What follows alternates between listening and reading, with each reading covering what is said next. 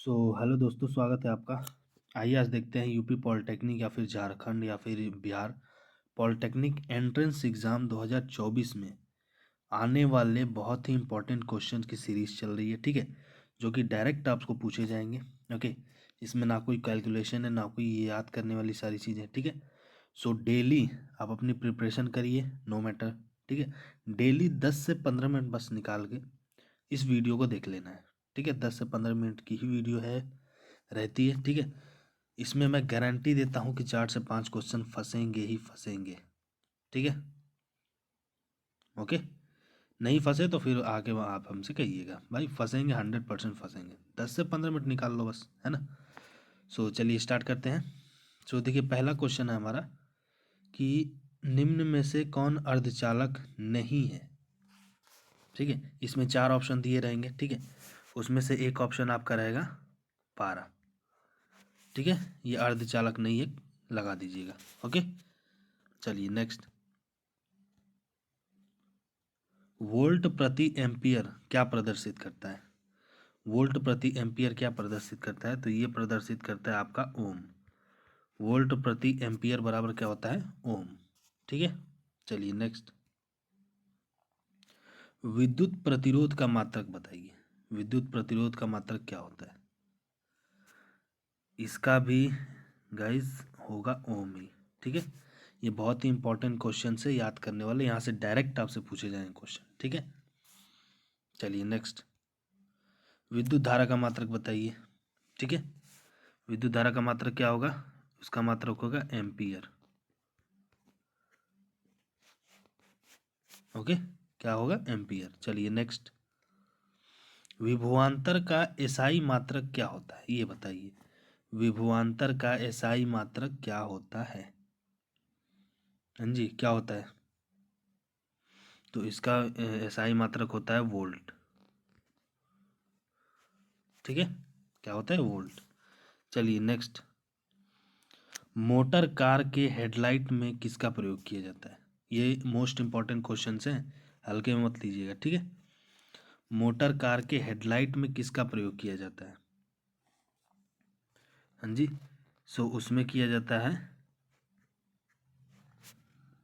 अवतल दर्पण का, ठीक है। चलिए नेक्स्ट। यदि किसी अवतल दर्पण की फोकस दूरी f तथा वक्रता त्रिज्या r हो तो सूत्र क्या होगा उसका? यदि किसी दर्पण की फोकस दूरी f तथा उसकी वक्रता त्रिज्या r हो तो इससे दोनों में संबंध, रिलेशन वाला सूत्र क्या होगा? तो आपको ही पता है, ये होता है F बराबर R/2, ठीक है। यही होता है। ओके, ये 2 है।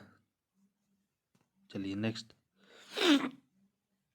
दाढ़ी बनाने के लिए किस प्रकार के दर्पण का उपयोग किया? ये 3 से 4 बार पूछा जा चुका है, मुझे 100% याद है, ये पूछा गया है, ठीक है। 3 से 4 बार रिपीट हुआ है।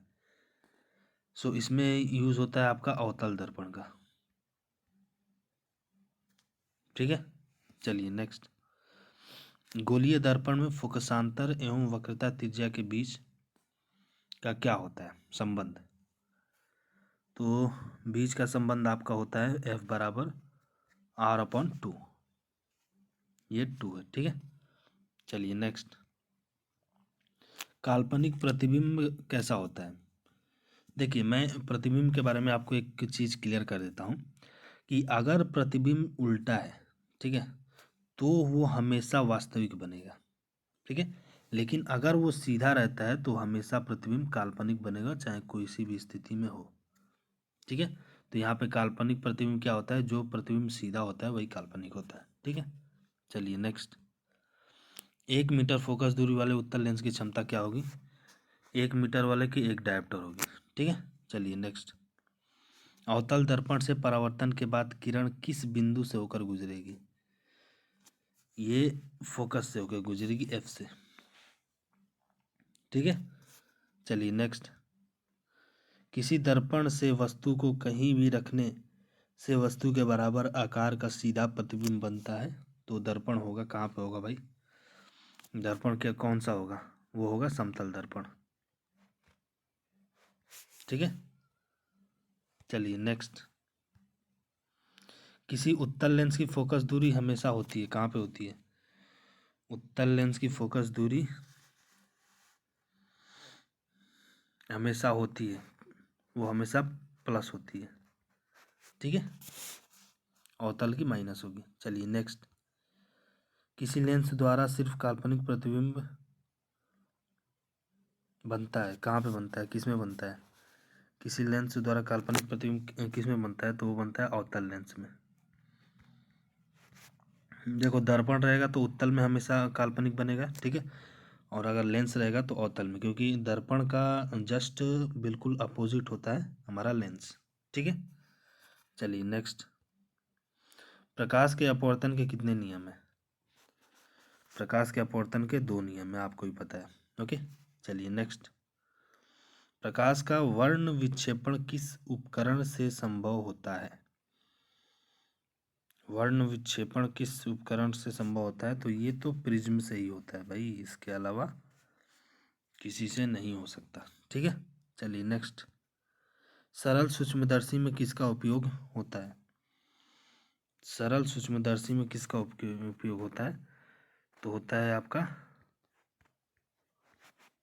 उत्तल दर्पण, ठीक है, सरल सूक्ष्मदर्शी में। चलिए, सरल मतलब बिल्कुल नॉर्मल सूक्ष्मदर्शी होता है ना, उसमें किसी कह सकते हैं कि किसी रेयर पदार्थ या फिर कुछ ऐसा पार्टिकल होता है जिसके अंदर क्या क्या कण हैं, ठीक है, क्या है, वो चेक करने के लिए पहले हम नॉर्मल उत्तल दर्पण लेते हैं, ठीक है।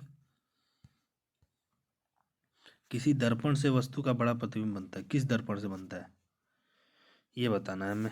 तो ये बनता है वन एंड ओनली अवतल से, ठीक है। चलिए नेक्स्ट।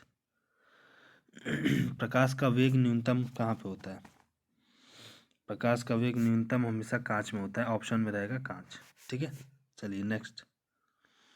विद्युत द्विध्रुव आघूर्ण का एसआई मात्रक क्या होगा? हाँ जी, एसआई मात्रक क्या होगा? ये होगा आपका कूलम्ब इंटू मीटर, ठीक है। चलिए नेक्स्ट। Coulomb into metre. निम्नलिखित में से कौन सदिश राशि? सदिश राशि 4 ऑप्शन रहेंगे आपके, ठीक है। तो 4 में से सदिश राशि है, कौन सदिश राशि है ये बताना है ना।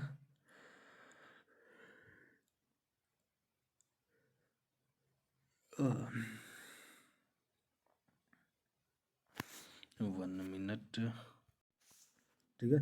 इसमें विद्युत तीव्रता लिखा रहेगा, उसे लगा दीजिएगा, ओके। चलिए नेक्स्ट।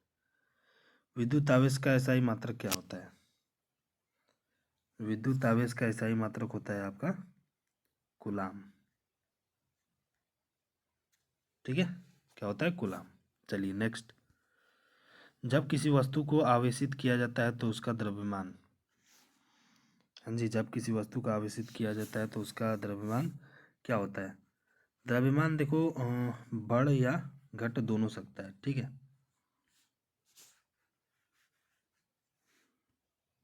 एक मिनट यार, घट, बढ़ या घट दोनों सकता है, ठीक है। चलिए नेक्स्ट। डिबाई मात्रक बताइए,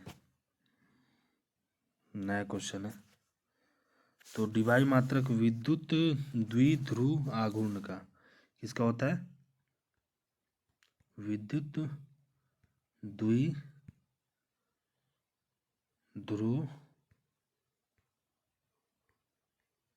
आघूर्ण, ठीक है, विद्युत द्विध्रुव आघूर्ण का। विद्युत क्षेत्र की तीव्रता का मात्रक बताएं। विद्युत क्षेत्र की तीव्रता का मात्रक होगा न्यूटन प्रति कूलाम, ठीक है। चलिए नेक्स्ट। विद्युत विभव का मात्रक वोल्ट है और यह तुल्य है। विभव का मात्रक वोल्ट है और ये तुल्य है, तो इसका क्या होगा? इसका होगा जूल इंटू कूलम्ब, ठीक है, क्या होगा? Joule into coulomb. चलिए नेक्स्ट। विद्युत आवेश का ईएसयू मात्रक क्या है? Most important, most most most 3-4 star लगा लीजिए भाई, 4 नंबर यहाँ से पक्के, ठीक है। विद्युत आवेश का ईएसयू मात्रक में होता है। क्या होता है ESU मात्रक में भाई? ये होता है आपका 4.78 इंटू 10⁻⁻10। ठीक है, चलिए मोस्ट इम्पॉर्टेंट है। किसी संधारित्र की धारिता का मात्रक होता है। क्या होता है? किसी संधारित्र की धारिता का मात्रक फैराड होता है। ठीक है, क्या होता है? फैराड। चलिए नेक्स्ट, स्थिर विद्युतीय क्षेत्र होता है। स्थिर विद्युतीय क्षेत्र क्या होता है? संरक्षी होता है।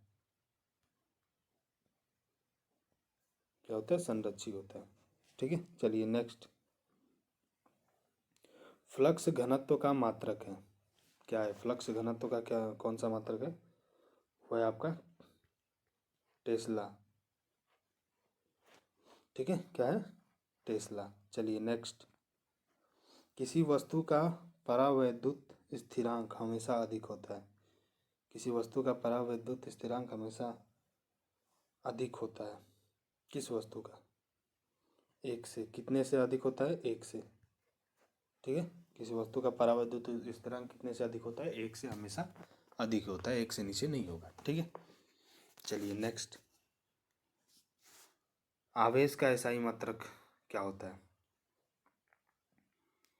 आवेश का एसआई मात्रक होगा आपका कूलाम। ठीक है, सी। चलिए नेक्स्ट, एक विद्युत द्विध्रुव पर पृष्ठ से घिरा हुआ है। ठीक है, एक विद्युत द्विध्रुव एक पृष्ठ से घिरा हुआ है। पृष्ठ पर कुल फ्लक्स कितना होगा? जब घिरा ही है चारों तरफ से तो जीरो होगा, सिंपल। ठीक है, चलिए नेक्स्ट, जब कोई वस्तु ऋणावेशित होता है तो इसका द्रव्यमान कैसा होता है? घटता है या बढ़ता है? कह सकते हैं कि बढ़ता है, यानी हाई होता है। ठीक है, एच, बढ़ता है। चलिए नेक्स्ट, तापक्रम बढ़ाने पर यदि प्रतिरोध घटता है तो वह, तापक्रम बढ़ाने पर यदि प्रतिरोध घटता है तब, हाँ जी, तापमान बढ़ाने पर अगर प्रतिरोध घटता है तो क्या है? वो अर्धचालक है। ठीक है, क्या है? अर्धचालक है। चलिए नेक्स्ट, प्रतिरोधकता ताप गुणांक का एसआई मात्रक क्या होता है? एसआई मात्रक ये होता है, सॉरी गलत हो गया, हाँ,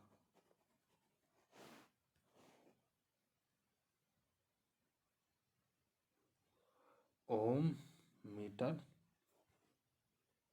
ये होता है। ठीक है, चलिए नेक्स्ट, किसी धातु के तार को गर्म करने पर उसका प्रतिरोध कैसा होता है? बढ़ता है या घटता है? ये बढ़ता है, हाई होता है। ठीक है, चलिए नेक्स्ट, किसी चालक का विशिष्ट प्रतिरोध बढ़ता है। किसी चालक का विशिष्ट प्रतिरोध बढ़ता है, कब बढ़ता है? जब हम टेम्परेचर को बढ़ाते हैं। ठीक है, बढ़ाते हैं टेम्परेचर को, तभी वो विशिष्ट प्रतिरोध बढ़ता है। ठीक है, चलिए नेक्स्ट, फ्यूज तार किस पदार्थ से निर्मित होता है? फ्यूज तार जो होते हैं ना, वो किस पदार्थ से निर्मित होते हैं? तो वो होते हैं आपके, आई थिंक तांबा से। ठीक है, तांबा। चलिए नेक्स्ट, एक आदर्श वोल्ट मीटर का प्रतिरोध क्या होता है? एक आदर्श वोल्ट मीटर का प्रतिरोध क्या होता है? ये अनंत ही होता है। ठीक है, अनंत। चलिए नेक्स्ट, किसी चालक में विद्युत धारा के प्रवाह का कारण क्या है?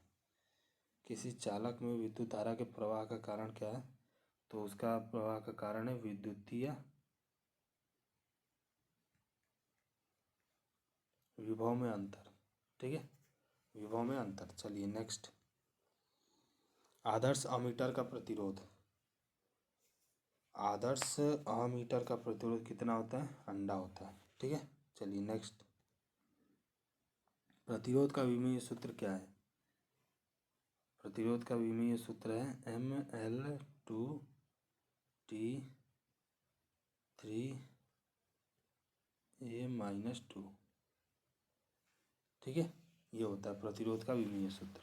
ओके, सो आज के लिए इतना ही था। ठीक है, लगभग 44-50 के आसपास क्वेश्चन हो चुके हैं। ठीक है, 49 आई थिंक थे। ठीक है, तो अच्छे से आपने देखा, इसमें से बहुत सारे ऐसे क्वेश्चन हैं जिनके आने की संभावनाएं ज़्यादा हैं। ठीक है, सो अच्छे से देखिए और बने रहिए। चैनल को सब्सक्राइब कर ले, लाइक कर लें। ठीक है, बेल आइकन भी प्रेस कर ले ताकि नोटिफिकेशन मिलता रहे। ठीक है, डेली 2 वीडियोज़ आएंगी, 10 से 15 मिनट की वीडियो रहेगी, बस उसे देखना है। अगर टाइम बचाना चाहते हैं तो स्पीड आप 2x पे करके देख सकते हैं, 5 मिनट के अंदर ख़त्म हो जाएगा। ठीक है, सो मिलते हैं अगले वीडियो में।